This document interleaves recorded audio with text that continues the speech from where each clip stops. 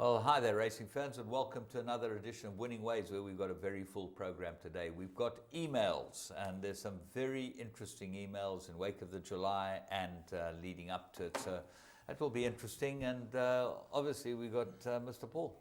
Yeah, James, it's no feature races this week for the public out there, but we have, as you say, got a great build-up to this weekend's racing. It's the Gold Cup. It's now going to be sponsored by the Elan Group, so well done to them. They're doing it for the next 3 years, and a wonderful race to start. Looks like a very good race, James. We'll talk about it later. Absolutely. It's going to be a fabulous race. It's a fabulous race day, always the Gold Cup, and wonderful to have the Taylor boys on board with the Elan Group. Let's go and have a look at 3 to follow.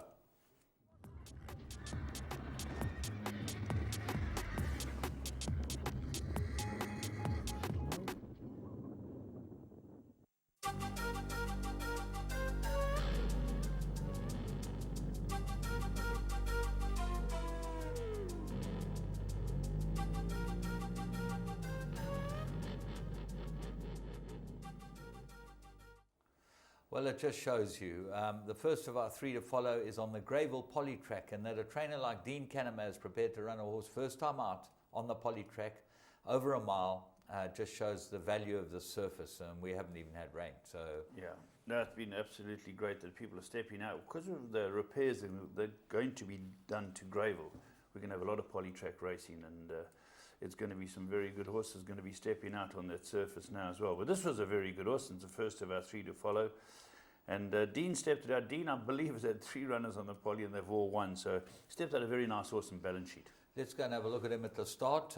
Kevin Shea rode him from a wide draw. There he is on the outside. I think he's in Marsh Shirtliff's colours, the pink and blue. Correct. Yeah, he's in Marsh Shirtliff colours. Missed the break. Yeah, hesitant at the gate. Shazy tries to get him at the race, and he's out deep here. You can see the surface. This is the Poly, and he's cutting him in behind him, sort of 3/4 of the way back. You'll see Marsh Shirtliff's colours. The pace is on from the jump, and then they slow it down. It gets a little muddling through the middle of the race. So the leader's got his ears pricks, and that's east of Cork. The Cock horse is out there in front in Fred Crabier's colours, and this horse is just slotted in about 3 wide at the back of the field, so it shows you can win from anywhere here. Yeah, I think this horse has got a really nice future ahead of him, and he'd been back from 7 to 2 to 13 to 10, and given a nice patient route on the outside, because as they turn for home they can quicken, especially off this pace. Horse Melson runs a very good race in the runner-up berth, and Roman Ridge is third, but keep an eye on this horse when they come at the straight. Kevin gives him a bit of daylight, and he responds beautifully. I think he's a horse that's obviously got tons of ability. He now comes off the bit. Kevin says, now let's go. And you can see him shoving him along in the pink sleeves, the blue cap. And here you think, well, you know, is he going to get to these front horses? He angles him out, and he absolutely sweeps by them. Yeah, that's right. He hasn't hit him. He just punched him in the hands. And Kevin can see he's giving him a response. He gives him that one smack, and suddenly this horse changes gears, balance sheet. And from here on, he's going to go past him. Kevin's let him find his feet, because Melson set sail for home down the inside, or no, next to him, sorry, and he's run past Melson, and it's a very good win. He wins cozily, this horse, and I think that you'll find that he's probably a lot better than this, and I think he's probably a horse to pencil in for the Cape Derby next year. That's what I'd be aiming him at. I think the Derby's starting to take shape very nicely already. Some very nice horses stepping up in that direction. Right, let's go on to the second one that we found. We go to Turfentine, middle of winter. Turfentine, don't often find horses there, but this ran a very nice race. We go to the Maiden Fillies. They go 1,000 metres, Maiden Juvenile Plate, and Turfentine race 2 on Saturday the 19th. Let's go and pick up the Gavin Finzel trained Hunter Stride. Yeah, this found support, and you see it come out the gate, nothing went right. It walks out the gate, it's stone last, and they're off. They don't mess around on the quick track at 1,000 metres there. And we've got a good few lengths to make up, and the rider is young Mr. Zaki, who's trying to straighten it up, get his head straight, 4 off the left if you're counting.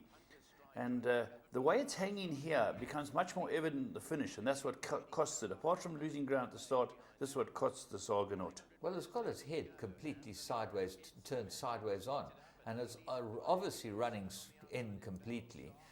The 2 front horses have got away from it, but this is a tremendous run from it. Yeah, just here, I was watching the race and I thought, keep it straight, youngster, and this horse will win. He managed to get his stick in the right hand. He got the rail, but here he's got them beat after betting left, and it really runs at the rail. He gets his stick into his other hand and the two on the outside because he's hanging. Lav, to me, that is critical. We've got to stick in your right hand. The horse is running its best. Yeah. Don't change your stick. Why change your stick to the left? Can't go any further. Can't go any further right. Yeah. And that, I think, beat this filly, and I think that you'll find that next time out, this filly will win. She looked like very smart daughter of Argonaut. Let's move on to the next one, and we go Sunday, the 20th of July. They're still stepping out hotties in Durban, plenty of them, really nice horses. The winner, we think, is a tremendous horse, and we think that he's well worth following. But the third horse was big as a house in the parade ring and in the Canter Pass. Let's go to Scottsville Race 1 and have a look at the Mossman Highway Explorer. Yeah, it runs in Mary Lali's colours, this imported horse, as you said, by Mossman. All the talk was a horse called Mitrod, which wins this race. This looks a very good horse. It's got the noseband and the blue silks going to the front. Shows good speed with the runner-up, Scudetto.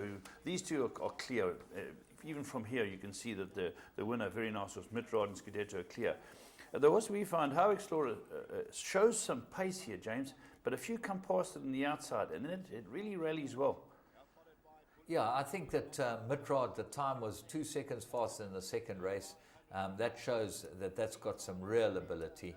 But this horse, I think, will come on leaps and bounds from the run. Here he's behind them with the sort of greenish cap of Mary Liley's and under pressure. Yeah, as you can see here, you're hoping to run in the first six. The horse isn't doing that well. They're running to 300. Mitrod, very green in front, gone past Scudetto now.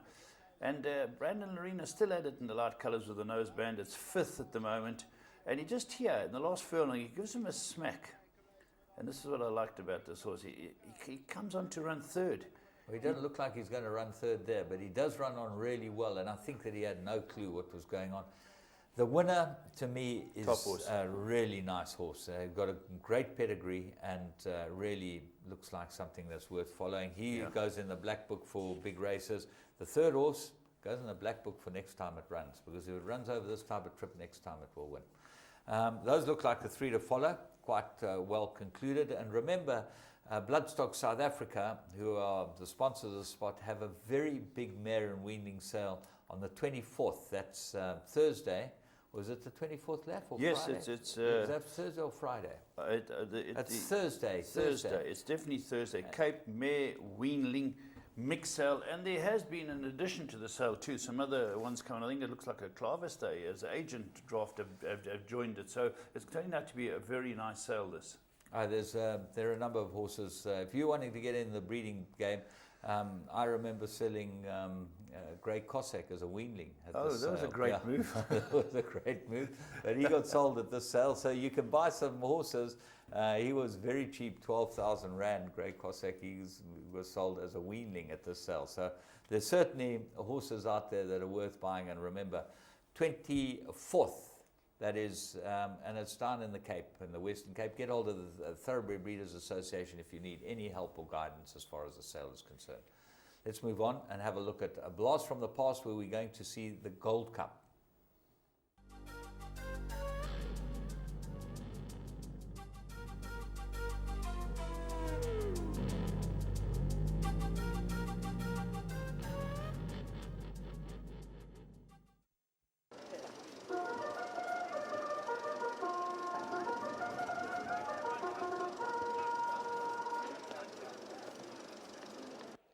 Gold Cup, 3,200 meters.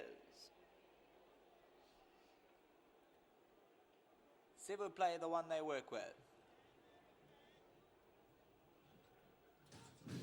And they racing away. Cebu play missed the kick about 2 lengths as the starter said go. Right there's Wagner in the early stages. Seal trying to overcome a draw. Jeppy's Reef and Shogunner Calcutta. Masai Warrior closest to the commentary box is only 2 lengths off them.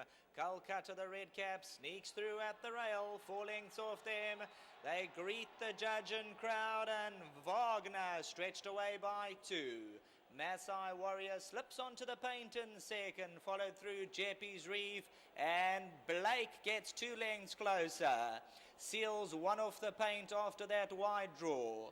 Dubai, Gina and Show Gunner as they go out of view and start to jostle for position behind the tote board. Paddy O'Reilly, Patriotic Rebel further back in the running, scoop the pool. I can tell you they certainly stretched out. Night to Remember's 13 lengths off the tempo. Paddy O'Reilly's further back in the running. Sivu plays the black cap on the right hand side. Canterbury Tail, Sage Throne, Adobe Ping, scoop the pool. On the outside, Patriotic Rebel, Green Body, got the white blinkers on. They now settle down and go towards the 700, and Wagner just slowed it up by 3 parts of a length. Show Gunner sharpened up in second. Masai Warrior, Night to Remember, they're all making their moves. Blake sits patiently, Sivu Play loops them. Night to Remember's the grey, Seals behind these runners, Sage Throne. Top of the lane, Canterbury Tail also gets a lot closer. Sivu Play and Night to Remember at the 400 metre marker. Showgunner towards the inside, Blake. Canterbury Tail looks to run on, Sage Throne's looking for a gap. Calcutta's on the inside, Jeppy's Reef. Night to Remember, Canterbury Tail, Masai Warriors running on, but it's Jeppy's Reef, Night to Remember. Jeppy's Reef in front. Jeppy's Reef gonna win it. Jeppy's Reef won it. Seconds close, maybe Canterbury Tail, Masai Warrior, Night to Remember behind these, but the victory goes to... Well, as we said many times before, masterful training feat by the master himself, Walter, and thank goodness he keeps winning these races. Yeah, Walter won a very good race last year, and well done to Connections of this horse. They're in again to have a crack. James and I were having a look. 5 horses from this race we've just watched take their chances in this year's event. So that's good to see. And James, the 5 ran first, third, 5, 6 and 12. So there's some talent there. Yeah, absolutely. And probably some of them will have come here a lot better than they were last year. It's a phenomenal race meeting, this, and we can talk about it now, I think. Yeah, sure. And, Hot Ticket's a favourite, and I think he's the best stayer in South Africa by a long way. He's got a turn of foot which puts him to bed, and I think he's the horse they've all got to beat. The problem is he's got to give them all weight. Yeah, the Lonsdale race suggests that the second and third horse at the weights will be big runners. They're going to be involved there. And Alexander seems to be the talking horse for this year's race. I think he's probably the big danger. He looks like he's been prepped for the race. The favourite's got to give him 8 kilos. Yeah. And he would be a very hard horse to beat, I would have thought. Yeah. Just what about Walter's horse? Can it win again? I don't think it can win again. I think that he did the job last year, but I just don't see any current form to make it a winner this year. Canterbury Tail looks like he's been set up for the race. Yeah. He ran third with 54 last year. He's got to be in the hunt. And I don't know what Raymond's saying, but he's mumbling. Okay, a Showgunner, Paddy O'Reilly, they take their places again. I think they've got to have chances, and it looks a very interesting race again, James. Well, yeah, let's look at some of the rest of the card. You've got the Thequini, which is the 2-year-old fillies race, and Alboran C gets a chance to go and show that the last run was all wrong with bilateral. Yeah, good rematch. But that will be a great rematch. And then you've got the rematch of Africa Burn. He steps up, but he's got Harry's son, obviously, yours, which was very unlucky last time. But ML Jet, who's been a very impressive winner, very good for Michael Leaf. So good racing. And then the Beach Beauty Champions Cup. I think it's fantastic they've named it the Beach Beauty Champions Cup. It's because all the beach beauties can arrive in their bikinis. Okay? That's it. And it's going to be a hell of a day. Yeah. Isn't that what's going to make the day? Absolutely, especially in the middle of winter. That'll look very, very good. But I agree with you. Good to honour the champion filly. She's been so good, and Beach Beauty champion all around the country. Wherever she went, she had a following. What a race this is going to be. You've got Cape Town Noir who fluffed it in July. You've got Wiley Hall who won it. Yes. You've got Half the Deficit, who was put in the right place to win it, but showed he wasn't good enough. Talina, who ran 4th in the July. And then a couple of horses that were supposedly unlucky not to get in the July. One Cool Dude, ready to go right now. And then Futura, who ran 3rd in the race. Is Pomodoro in? And Pomodoro. And Pomodoro is worth including in everything. Yeah, so they wouldn't be running him if they didn't think he was right. Going to stud. Very good horse. Very good horse. Yeah, so great days racing, great 2-year-old racing. This will probably work out who gets the Equus Awards for the 2-year-old filly, 2-year-old colt, the Stayer of the Year. And it's great racing. Try not miss it. They start, I think, at about 12:15 around there, and it goes right on 12 races till about 7, 8. So good racing. See if you can get out there. And the Gold Cup is always a great staying race. Yeah, I think it's just going to be a fantastic event, and as we've said before, great to have Elan as the sponsors. And they're giving away a car, James. They're giving away a car. Oh, yeah. Gee, a Ford Fiesta's been can we given ring away. the draw, Laff? Are you doing the draw? I'm Because, hopefully, I do the need draw. a cab. Your cars are right. Cabin badly, yeah. Yeah. But I could give it to a friend of mine. That's true. Yeah, I've got a lot of friends that are Carlos. Yeah, Carlos the Greek. Yeah. Okay, so that concludes that segment. Now let's move on to Plum of the Week. The champions celebrate 90 days of all-star horse racing. Champion season races to its climax with an all-star race card on Super Saturday. It's the 2014 season finale as superstars race for champion status in a program of 4 Grade 1s and other top contests, including the Grade 1 Elan Property Group Gold Cup for a stake of R1.25 million. It's horse racing's marathon, South Africa's premier event for stayers. Champions against champions. All-star horse racing brought to you by Gold Circle. Bet Tab Gold, the intelligent bet. Also at Greyville on Super Saturday, enjoy the Galloping Gourmet Beer Festival with popular brews and food stalls. Plus, win a Ford Fiesta on course at Greyville. Entries in the Daily News. All at Greyville Racecourse, Saturday, 26 July.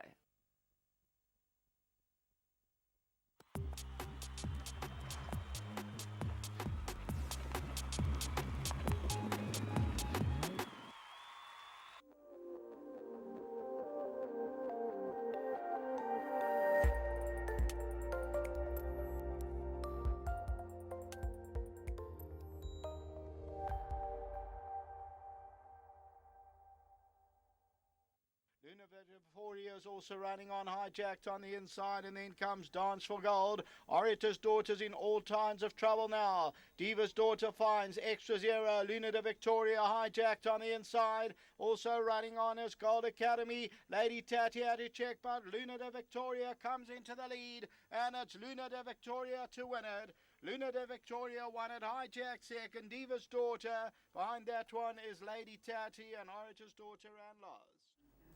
Well, the Plum of the Week is Luna de Victoria, because she was 9-2 with Interbet. You could have got 5-1 about this filly. Outstanding value. She looked like the right horse, but certainly once Glenn had carved up half the field, it made it a good thing. Yeah, he's carving out of Glenn. So the danger's over that side. I'm going across. I believe he got 7-day suspension for it, but well done to Brett Crawford and Alf Duncan, my mate. Nice to see him having another good horse. And good price, 5-1. You've got baits with all these auctioneers. Have you had a couple of sales in execution? Well, I call a horse auction king. You know, everything's about auction. All my mates are auctioneers. You know. Alf Duncan, King. Yeah. You know, got a few of them. Anyway, it was a great win, and certainly you got to look out for these real plums there on Interbet. They're big prices, and you can't miss out on them. Current affairs we're going to go to. To get the best odds on horse racing and sporting events. For every bet requested, we review all the bookmakers and select the one with the best odds. As a result, you always get the best odds. Interbet offers tote betting, fixed odd multiples, and betting with your mobile phone. To get started, all you need to do is register by filling in your personal information. Log into your account and start wagering.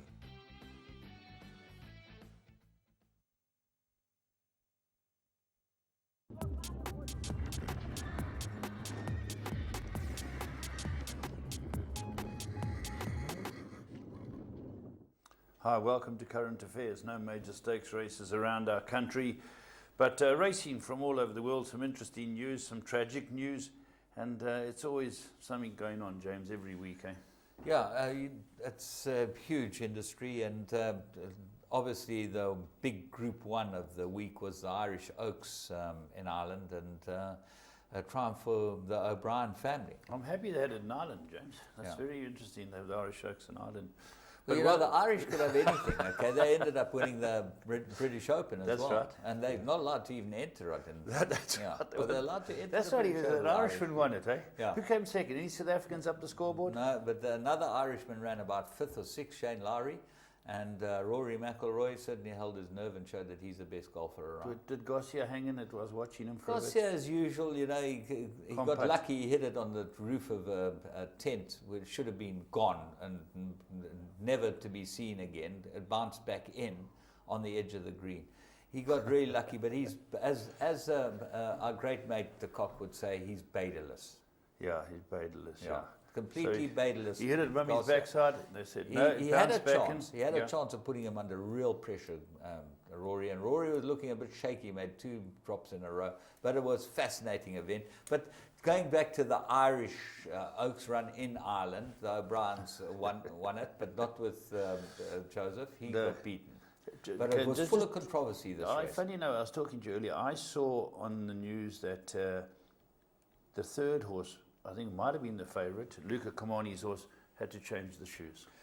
Now, this is what was interesting. They held up the start for about half an hour because this horse had trailers on. Now, trailers are 3/4 shoes to stop a horse hitting itself inside with a long trailer out the back. Now, apparently in Ireland, you're not allowed them.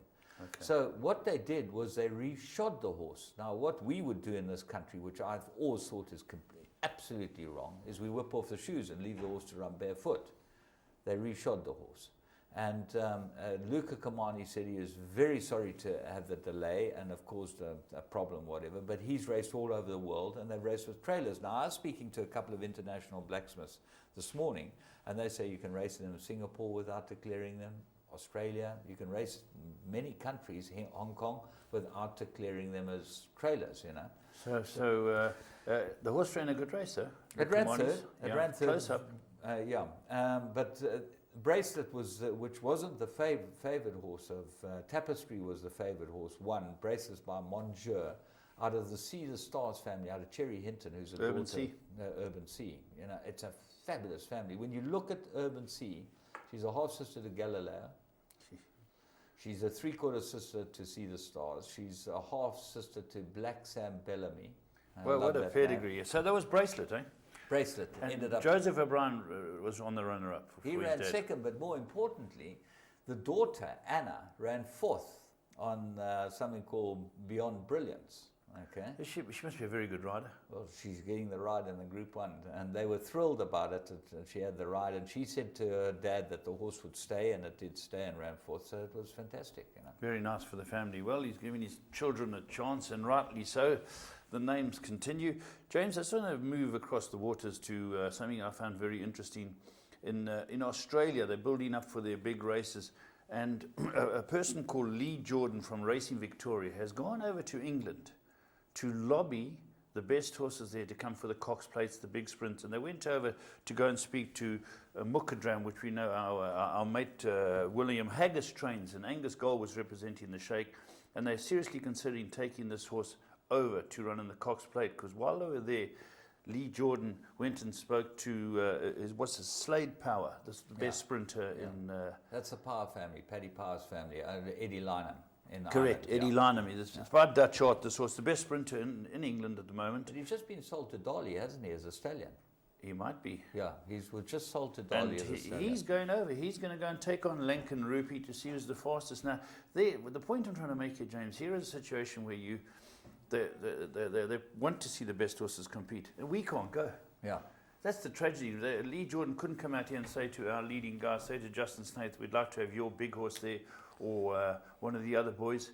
And I think therein lies the rub, that we can't get these big horses out. Well, let's hope that Mukadram does go out, and let's hope that Slade Power goes up. Be interesting to see, James. Yeah, that's what makes racing so international nowadays, is that you can go anywhere you want to. But we've got a couple of emails which we'll be talking about exports and imports. But moving across the waters, the other side, America, firstly, Wise Dan, back from colic surgery, had his first bits of pacework. He had colic surgery on the 16th of May. He's a 7-year-old. Twice Horse of the Year. Twice Horse of the Year, that's right, yeah, out of the Wolf Power Mare. So we know him well, Wise Dan. He was nearly purchased for this country, funnily enough.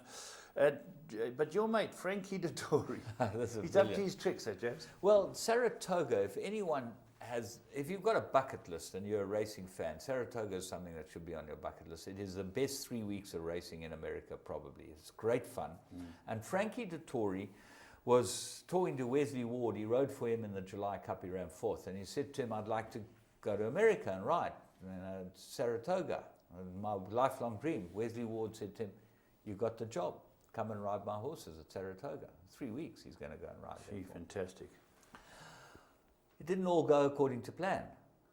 He was in Istanbul, wasn't he, or something? He was in Istanbul on Wednesday, then flew back and rode Doncaster on Thursday, and then flew to New York on Friday to get there in time for Saratoga on Saturday. Well, the aeroplane was delayed, so he caught a private plane from LaGuardia, or wherever he landed in Kennedy Airport, to Saratoga Springs. His luggage was lost. So can you imagine? The norm. It wasn't a local carrier, but it was someone else. Anyway, the luggage was lost. So Frankie arrives in the weighing room in time for the 6th race at Saratoga Springs on the first day. He's missed his first 2 rides in the earlier races. He got nothing.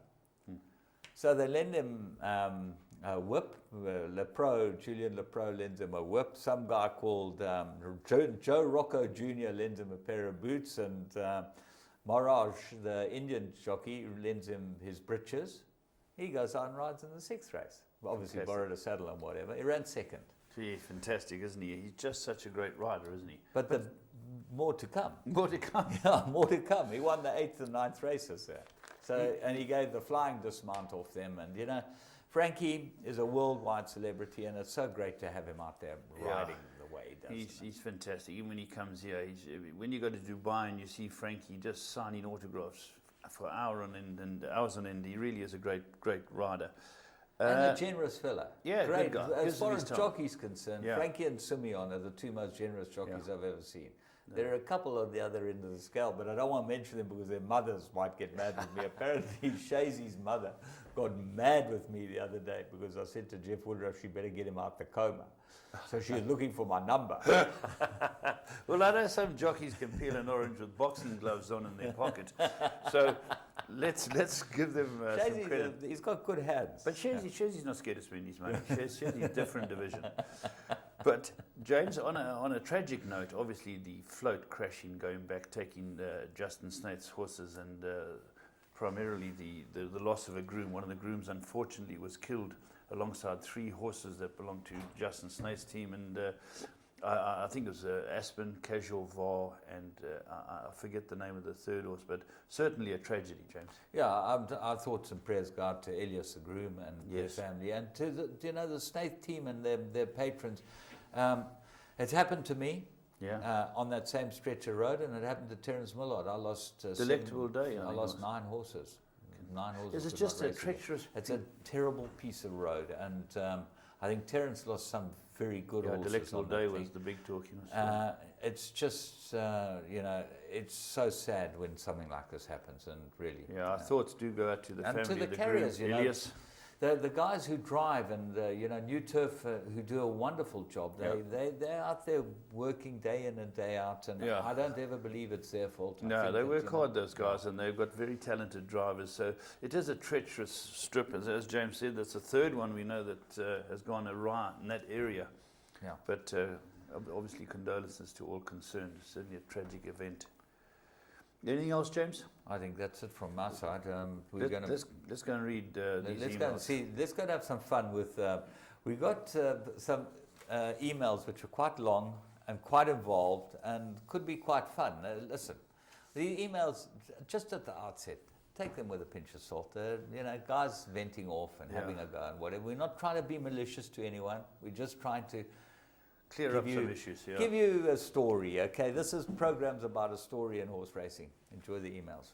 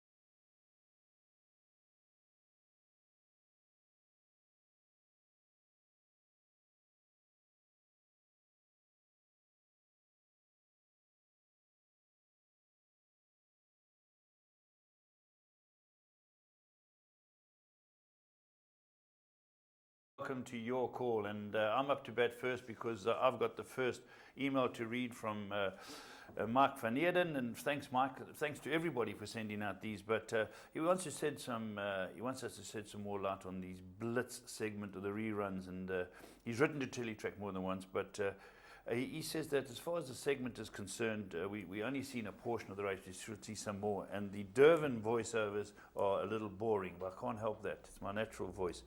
But James, it's a blitz. Yeah, I think that's the point, is that it's there to give you 10 to 15 minute synopsis of the race meeting and the starts reports, which is very important to a lot of people. But Mike, we're not going to have a tirade against you. You said, I heard your tirade against a previous contributor a while back, and I was prepared for something as well.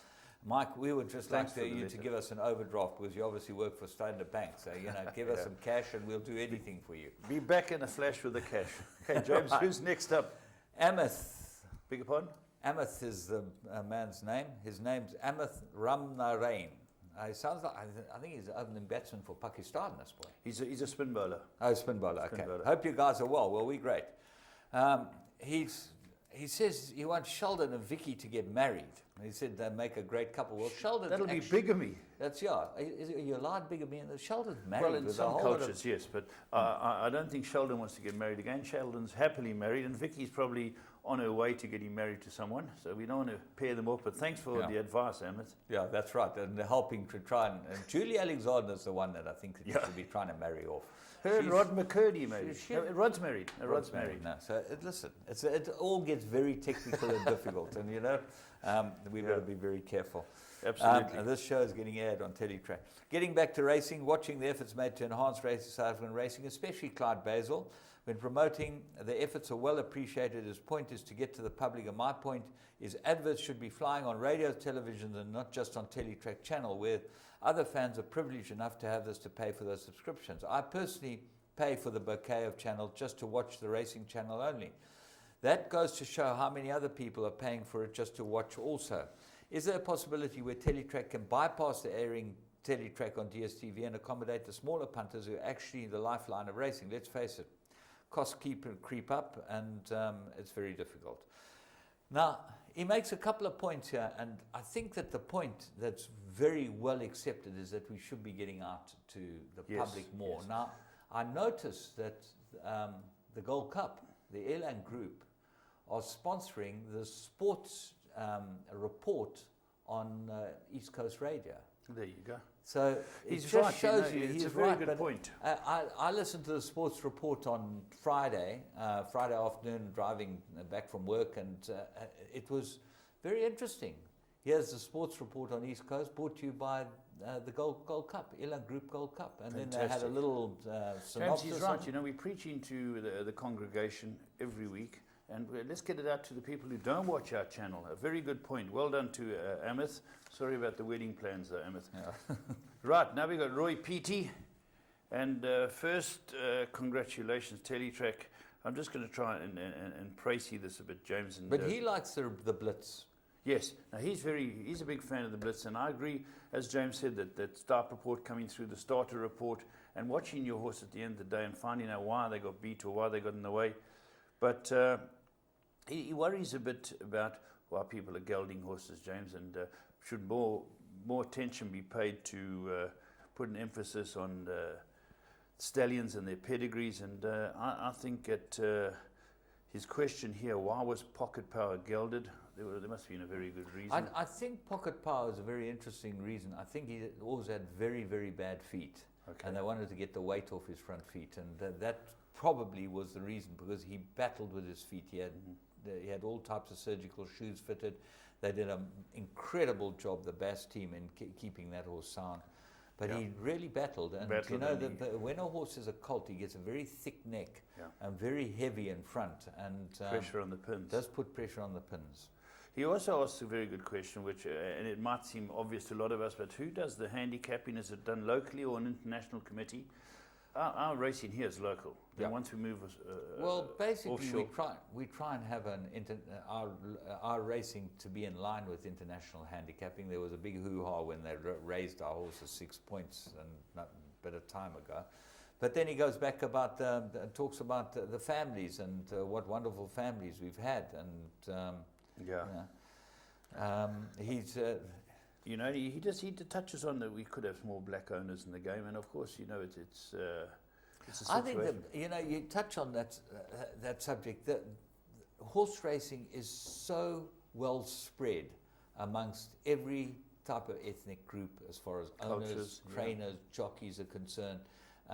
It is probably completely be compliant. Oh yeah, absolutely. No, they're talking about all the like pillars have been made of transformation. I know that by the major operators, but a good point and a very good letter. Thanks very much. Thanks, Ray. Right, Alan Murrell. I hope either you or Laf can give me the contact for a number for an old friend who, the best of my knowledge, is in KwaZulu-Natal, Linton Ryan. Was top trainer in PE and the son of Terry Ryan, has always been in racing, as one stage an agent for Mace Roberts and friendly with Ricky Maingard. He married to one of the Low twins and was involved in breeding. We shared many a trip to the Met, and I'll be in KwaZulu-Natal in September and we'll love to make contact. Well, we'll put you in touch with him, but more about Linton from Laf. You great mates with I'm Linton. great mates with Linton. Yeah. You know, Linton is one of the doyens of racing for me. A man who I see, and most people are starting to appreciate his ability of selecting young horses, knowing pedigrees, families. He was a great racers trainer. I think he was the first trainer to train the Jackpot many, many years ago. His father was a great trainer. He married one of the Low sisters, and Lynette and Pamela, both very, very good horse people, great breeders. So Linton's still about, and Alan, I will make sure that I give his number, your number to him, and he can contact you. But he comes up to all the major sales now. He works a lot with the breeders down in Cape Town, and a font of information. Yeah, well, really, he's a proper racing guy, Linton, and it's wonderful to chat to him. But this, Alan has given us a little bit of advice, and I know that this advice is very well meant, because if you ever get on a putt-putt green, don't ever challenge Graham Hawkins at putt-putt. He was a champion as a youngster. That is a fact. If you see Graham Hawkins on a normal green, you would realize he knows what he's doing with a putter in his hand. That's where it ends. He could be. He's won the green jacket, but I know that we're all congregating this weekend for the green jacket. You know, that's another thing we didn't have in the news. We should have had it. We're remiss of us to not have the green jacket. I'm not sure that there's. Have they measured you up yet for the sizes? No, they haven't. You're still one of the favourites. I don't understand it. I've been going to the green jacket for about 25 years. And never won it. And every year I'm a favourite. I'm one of those horses that flatters to the sea. Very good looking in the parade ring, muscled, well-rounded, got ability, put up great gallops, everything. But when it comes to the crunch, no beta. No beta, that's right. Well, anyway, thanks, Alan. Thanks very, very much. I will make sure I keep this one side so I can get it to Linton. And not to take Graham Hawkins on it. Putt. Yeah. Quite right. The next one is from Joe Jacobs. And James, you read through, this was very interesting. He's got concerns with a few issues that are happening in racing. And his point is that the lack of KZN horses in the feature races, referring to Vodacom Durban July and that type of issue. And James, when one considers the buying power in this province, and it's no excuse, it's a very valid point from Joe Jacobs, apart from, say, Roy Moodley and to a lesser degree, Alesh Naidu, are there really big buyers in Natal? The two things that I think make a big difference here. I think our buying power is way lower than anyone else's. And certainly Joburg probably has the most buying power of anyone, although Cape Town rivals it. But Cape Town is very lucky in that they have all the big studs in the Cape, and they're supported by the Cape breeders. Yeah. The Cape breeders, all decent, the decent fillies go into those Cape that's a big advantage. You know, thank goodness the likes of Marcus Euster, Brahm, Van Heesteen spread their horses. Yeah. It certainly helps a lot of us up here, and we get the results. Don't you worry. There's a horse called Beach Beauty is not too bad. Yeah, you know, and there are a number of others. But the point is that if you look at the resurgence of KwaZulu-Natal racing, I think in the next 5 years you're going to see a huge resurgence. Yeah. New stables, new training facilities, new tracks. There's a lot of money being put into KwaZulu-Natal racing, and I think that's another point Joe makes before we move away from Joe. He says KZN trainers are reluctant to travel to Gauteng and to Cape Town, and I don't know if that's the case, but if one looks at it in detail, you've got Dennis Dreyer likes to travel, Gavin Van Zyl travels. Well, he's got satellite strings as well. Yeah. No, so not many do get going. I know Com did it for a stage. And was very successful in Very Johannesburg. successful. You have to have the stock to go down there. You're not going to go down and lock horns with Mike Bass and his mates in the back garden. Well, what is interesting is this KwaZulu-Natal winter season. You get the top trainers coming down from both Johannesburg and the Cape, and they only limited to a certain amount of horses. When you consider those stables have 100 plus horses, and they're allowed to bring 20 horses, you're not going to bring 20 bad horses, you're going to bring 20 good horses. And Dean Cannemare brings a lot of very nice juveniles, the Snates bring a lot of nice horses, Bassie always sneaks up with one, and then you've got Woodruff and guys like that from Johannesburg. The Cape boys who've come into town, I think every one of them's got won a Group 1. Yeah. You know, from Joey Ramsden, Dean Cannemare, And Mark you've got Bass, Brett Crawford. there's another one, I'm thinking, Walter won the big sprint the other day. I know that... But, you know, on the other hand, we go to Cape Town with a very much fewer horses, and Dennis Dreyer and Duncan Howells went last year, and Gavin Van Zyl, and they won big races Yeah, in we've won Cape races Town. They've down done there. very well there. I've certainly won a few down there now. All right, Joe, that's interesting. Very, very good letter. Thanks, Joe. Vincent Bell. This is a very interesting email. He says that he never sleeps, he lives and breathes this game. That said, I want to pose this question to you. When is the government going to step in and lobby the need for faster export times of our horses overseas? If you read below, you'll see how much trainers, breeders, and the public put into the South African economy. I think we, the public, must get involved in this effort. And he'd like to see our horses compete overseas. But he says South African horse racing makes a significant contribution to the economy. In 2009, I don't know why he's going that far back, it contributed 2.71 billion to the gross domestic product. Between 2002 and 2009, it made a cumulative contribution of 16.8 billion rand to the GDP.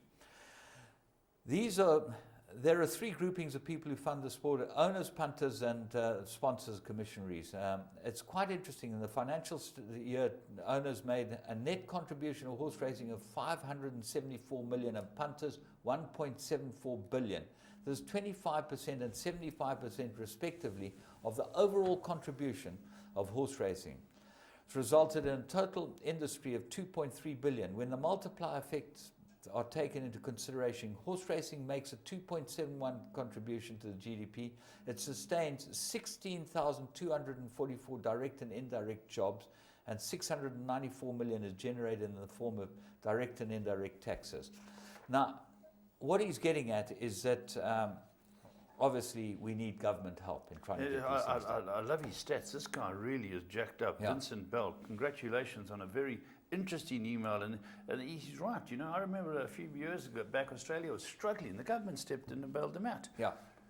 Yeah, this is very interesting, James. And made it into one of the strongest products in the Australian market. Yeah. It is just unbelievable what happens there. You know, he goes on to say, is there any forum or committee we the public can assist the process? Your response would be appreciated. Well, I think Vincent Bell should be getting hold of someone like Graham Hawkins. Yes. He would be the guy to talk to. Or Rion. Or Rion du Plessis. These guys are the guys who are in contact with the government, and they know how to talk to them, but they need help. And if you've got any help available, Vincent, we'd like to know about it. Very, very good, Vincent. I really, really enjoyed your letter. Some of the stats made me sit up and realize how little I knew about the finances of racing and how we contribute to the government. And we got just a shout out. Brolin and Luca, thank you for the letter from your dad. Oh, that's right. Yeah. Brolin and Luca, I see that. Well done. You got a shout out. Okay. And then there's a PE trainer on your show. No, he's not a PE trainer. He isn't even a trainer, so we're not even going to mention him. Okay, but now's a good time to have a look at our sponsor's message. Here we go. Successful Magic Millions graduates, Amber Orchid, who won the other day, and a Dubawi horse out of a Hennessy mare. This horse was sold by Dali as a weanling, and it won a good race the other day. Very nice. That's one of the Magic Millions graduates. Right, let's move on. And now I've got one from, looks like Anthony. Tyrone Anthony. Anthony. T. Anthony. Now, he's got a lot of points here. I'll try and touch on a few of them. He loves the show. He starts off with that. They don't write in if they don't like the show. Some do. Those are the ones we throw away, don't they, James? That's I'd rather go underneath the table there. I'm just trying to précis this. Yeah, he says his points are, you know, if Arthur Marcus goes down to another centre and has one ride in the day, it's like a great pointer of its chances of winning, and we should harp on that. He said a couple of months ago he went down to ride a horse, and they made the trip for one horse who got to get on top of it. He said sometimes a jockey we sit in a short price favourite for a certain trainer will lose. A couple of days later, the same jockey bought a 10-to-1 shot for this trainer. Is expected to win because he lost in the first one. It doesn't work like that, Jones. No, not at all. Doesn't work like that, you know.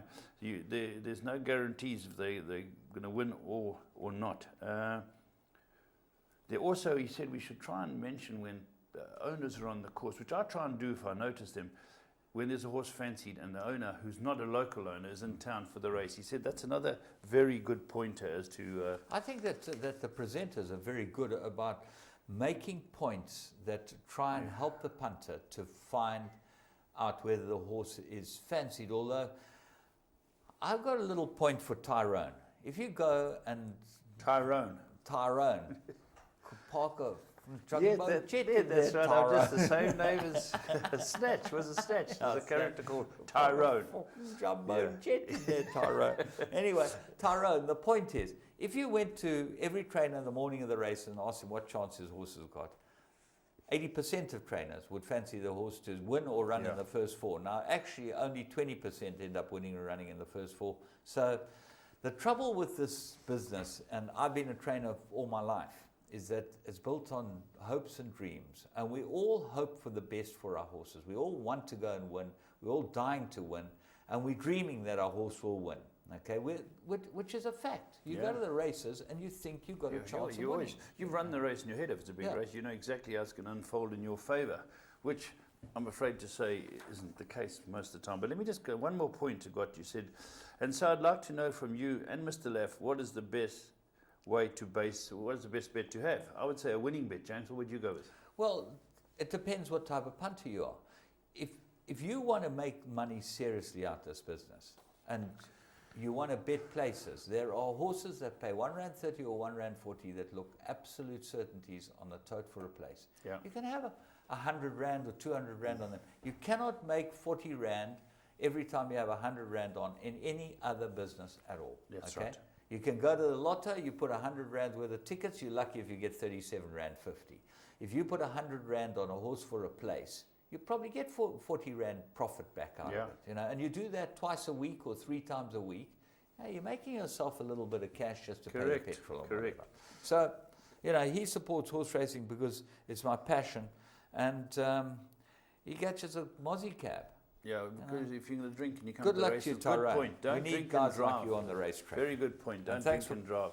You thanks for spill too coming. much. Yeah. Right, James. Gavin Becken. Recently read an article that Mike de Kock is taking over the training of Via Africa. Does Duncan Howells benefit in any way when she wins overseas? I hope he does, because he did a great job with her. Let's hope the champion does South Africa proud. Well, Gavin, I can answer that very quickly because I know Mike de Kock very well, and he carves the turkey like none other. Mike Bass will attest to it, and a lot of other people that he's taken horses from.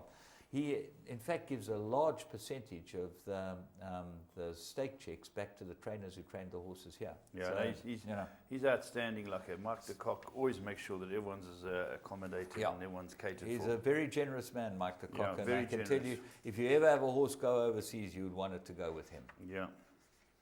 Right, the next one we got is it's a very long one, and there's some very good points in it, James. And this is from, looks like Storm Manager. Yeah. But further down we might Michael find. Jacobs is his There name. we go, Michael. Well done, Michael. And it's 3 parts, but basically he sent this letter to a few people, and the only one who printed it was the newspaper. He didn't hear from the other parties he sent it to, because he believes racing's in a parlous state. And some of his points are valid, and he said we must realise that racing is dying and we've got to do something about getting it back up there. He does touch on transparency that he thinks he does have a go at trainers. And one point I'd just like to touch on, James, is an interesting point of his, whereby he thinks a lot of the trainers can be distant and aloof. And his one point is that when you win a race, when you're interviewed before a race, a trainer will say, no, he's got a chance here. I suppose he can just about win this. Then afterwards, the winners, and he's in the winner's box, and he's saying, yeah, we made this a good thing. That's a valid point. That is a very valid point. It makes my blood run cold when you hear these guys that say, well, the horse has got a chance, or they put it in a quartet and the thing wins, and then he says, I told my owner to back it. I think that's completely offside, and trainers who do that should be wrapped over the knuckles. As far as jockeys are concerned, I think that jockeys fall into a category where they have a very bad habit of being asked by a presenter, what do you like for the rest of the day? And they turn around and say, well, that was my best ride. Yeah. That's not important. We didn't ask you whether that was your best ride. We asked you what you like for the rest of the day, or have you got anything fancied?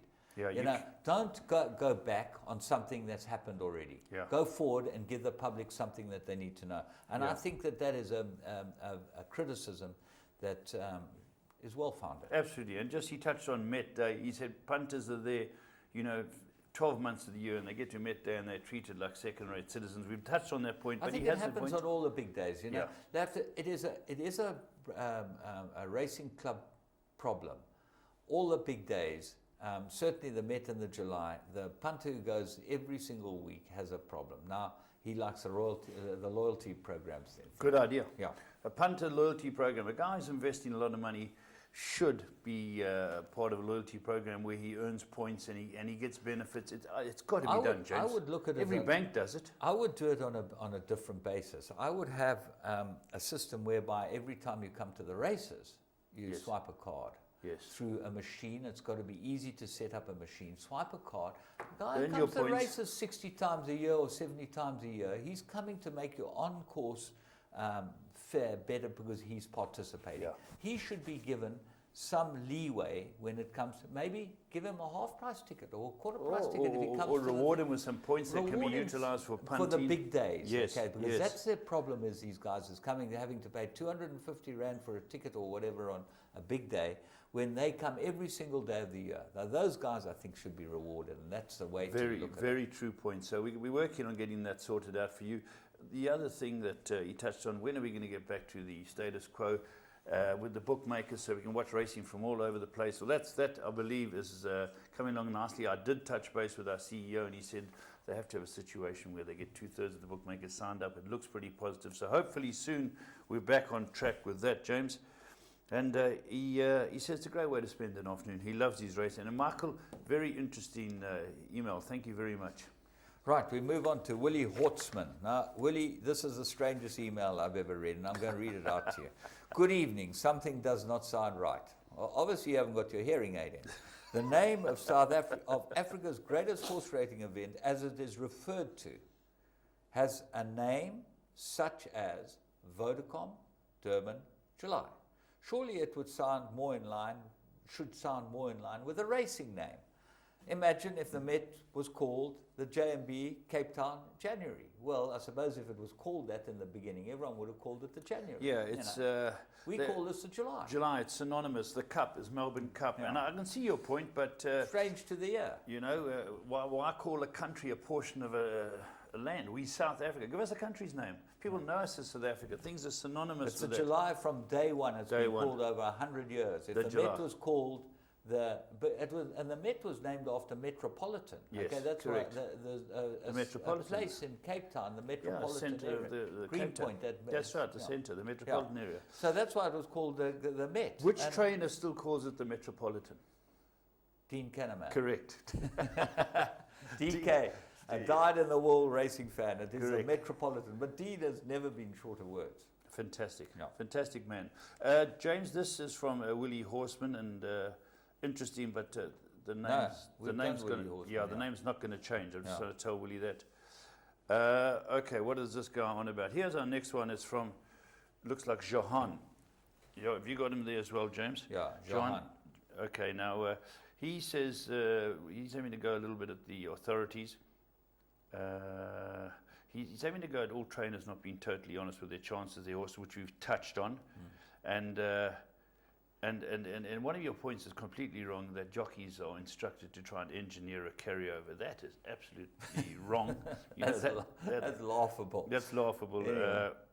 We talking about something, and James, you answered this for me about recently the bookmakers' odds were available on the tabloid website. It was removed. Now there's a revamping of some Yeah, they're sort. completely revamping the Tab Gold website now. They didn't have run-ons on either, and it's all now coming back up again. They're redoing the website, and I think that the new website is fantastic. So it's going to be fun. He says that carryover amounts should be in round amounts. Well, they decide where to put the carryovers. Yes.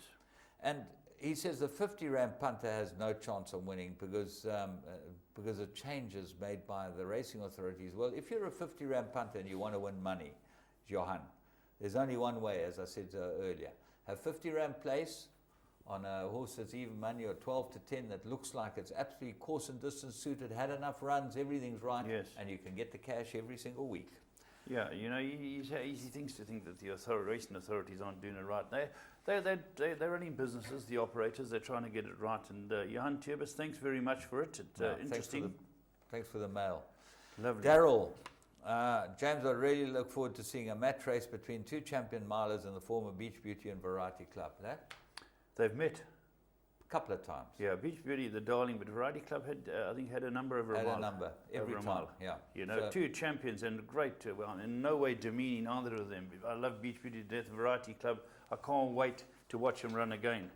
Next one we got here. This is for you, James. I do like this. This is what it's got. His voice. Hang on, I'll get my voice right for it, James. His voice was casual, but Harry couldn't help noting that Mr. Wesley's ears had gone red. Just. It stops there. Okay, Reverend Gary Lawrence, if you want to send an email, don't send it privately because we couldn't view your email Include content. the And we attachment. were dying to find out what it was. I wanted to know about Mrs. Wesley's ears and Harry and...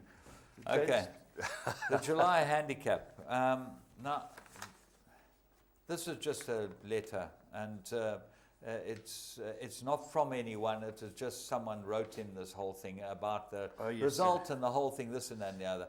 But there's one pertinent point, and he has a go at consistency and objections and every single thing and who was involved and why the race was changed and whatever.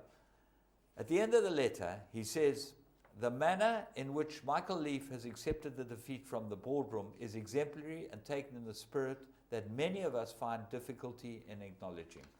And I agree with that. I agree. Absolutely, he deserves Michael Leaf. Every time he has a winner, I'm going to be there. Absolutely, I'm a great fan of Michael Leaf's. He's an absolute gentleman, and this letter, as we say, he basically was having a go at the result, and we're going to have to move on from dissecting the Vodacom Durban July objection. But I agree totally with your end comments about Michael Leaf. Well done to Michael Leaf, and he's got another very good horse in ML Jet, so he's still got a while. All things continue for him. But James, we're into the last one. Yeah. And Raymond's chirping, and we're into the last one. Let's go. Okay. It's from Roy Peaty. He said, I might tread on a few toes of people at winning ways, but I stand to be corrected. South African horses are banned from entering Australia because of African horse sickness. That's not true. No. Not true. You can go there, but you've got to go through the quarantine. Correct. It's a very expensive, convoluted way, but we can get over there, and it's a difficult thing. We're obviously trying to get it streamlined the same as the horses coming in. So he's saying we can bring their horses into race over here, and we can't get our best ones out without going St. through. John Gray sent a very good mare there. Daphne Donnelly's family. Devil Roquet May Garney Care or was something. whatever. Devil. No, Dance of the Devil. Dance of the Devil, correct. But then he sent another one that's a brood mare there. It raced in England, that one. Yeah. You know, you can send horses there. They're always looking for Group 3, Group 2, and Group 1 winners. They will pay top dollar to get them back there, especially if they're by Australian stallions. Left, we've got to wrap now. Raymond chirping. I'm just having a look if he's got any other points here. Well, he loves he loves the game. The game, Roy. He sent us a couple of and then he watched a very interesting thing on Northern Dance on YouTube. Very good. And very good. There are lots and lots of wonderful things that you can watch on racing.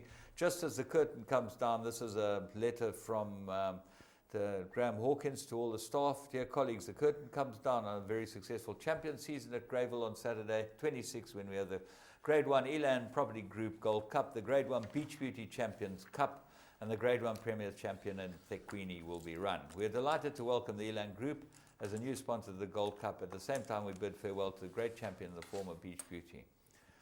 And that's it. Look forward to seeing you all at the Elan Gold Cup on Saturday, and then the Racing Masters on Sunday. That should be fun. Next week we will be reviewing the Dundee July and the Real July in York Hall, so that should be fun too. From Laf and me, have a great week's racing.